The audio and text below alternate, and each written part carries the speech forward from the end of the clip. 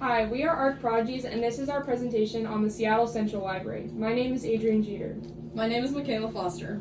And I'm Hojnacki. Our presentation will focus on the Seattle Central Library in Seattle, Washington. This iconic structure was designed by Ren Koolhaas and Joshua Prince Ramus of OMA Architects, with structural engineering by Magnuson Clemensic Associates. The core concept driving this design is to redefine the traditional library, transforming it into an institution that houses not just books, but serves as a house for all forms of information, old and new, with equal importance. Through a blend of diagrams, images, and detailed descriptions, we will showcase why the Seattle Central Library stands as a prime example of exemplary architecture. This slide presents a partie diagram showcasing the library's massing, revealing a series of shifted rectangular prisms that form its unique shape. On the right is a model that was built as a resemble of the massing. Each square in the partie diagram represents a main floor in the library. Despite having just 4 main floors, the Seattle Central Library towers at an impressive 11 stories tall, demonstrating significant geometric shifts that contribute to its striking appearance. The elevation emphasizes these dramatic shifts and the sharp geometries resulting from the massing. Moreover, the rigid form of the building leads to only 5 of the 9 forms achieving local balance. A dashed line highlights how each floor impacts the overall harmony of the structure and enhancing its aesthetic appeal. On the left, you can see each floor and how some of them only have local balance and others don't. Additionally, the library's design includes a sectional approach to ensure each floor serves a specific function, adhering to a form-to-function program code. The designers identified 9 clusters, 5 stable, parking, staff, meeting, book spiral, HQ, and 4 unstable, reading room, living room, meeting chambers, and kids, reflected in the program diagram. Alternating between the stable and unstable floors promotes circulation and encourages human interaction within the library space.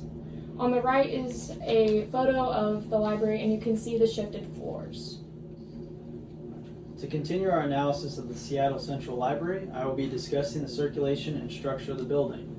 This slide shows the internal circulation of the building and how the escalators and staircases allow visitors to venture throughout the library in continuous movements. For example, strategically placed bookshelves and seating arrangements create a snake-like pattern that visitors follow when researching and exploring throughout the library's catalog. Additionally, these bookshelves are placed perpendicular to the building to allow for the library's exterior to primarily light up the library's interior.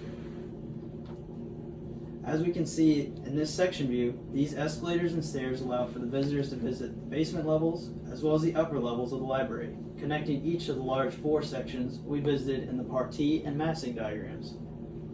We also notice that the basement and top floor levels are shifted in the opposite direction of the main library floors to allow for a greater emphasis on this area's catalog. Stay there. Next, as we can see in this plan to section diagram, we notice that each floor holds a general rectangular/square shape with slight alterations that make up the building's overall structural shape. From this, we learn that each floor is roughly the same dimensions, but shifted horizontally to create a more unique overall shape. The Seattle Central Library is made up of 4 large rectangular prisms, but the exterior form helps fill in the gaps of where the floors were shifted. As I mentioned, the structure of the library is largely square-like in shape and follow a square/rectangular form. Additionally, we can see in the site plan how the library's square shape fits in the Seattle surrounding area.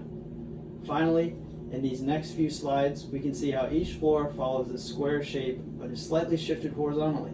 With that being said, the overall chain-like skin that wraps around the library assists in creating a more unique exterior structure but a more simplistic interior form.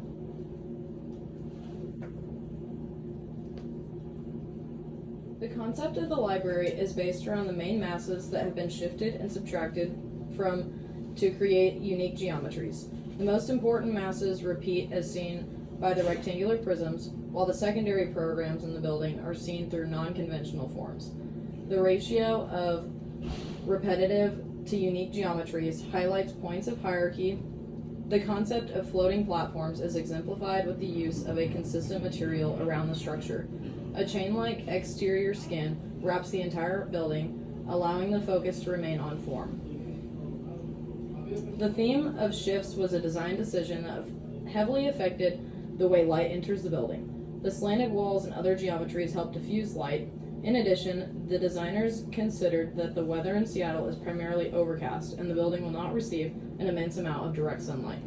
This allowed them to make the entire exterior facade out of glass and diamond-shaped steel mullions. The steel trusses were originally designed with multiple purposes in mind, including the external stability from wind and other lateral loads, as well as the diffusion of light. Lastly, the interior spaces were also designed with the concept of flow and function through the use of natural light. Designers modified the glass windows that divide the spiral book stacks on the 11th floor atrium with a polycarbonate ceiling and floor material in order to minimize, diffuse, and pinpoint outside light. Additionally, seen on the bookshelves is a translucent acrylic material that was added between the bookshelves in order to keep the visual flow of the building. Overall, this building is an exemplar due to its use of design principles and concept development. The library was designed with the purpose of creating a space for the circulation of knowledge and is unique from the conventional library because it was planned in section instead of being laid out in plan. The building utilizes the design principles of architecture with most importance on its volumetric datum and transformations of form. The design is an excellent representation of form, space, and order because of the layout of the main programs while providing a flexible learning environment for its visitors.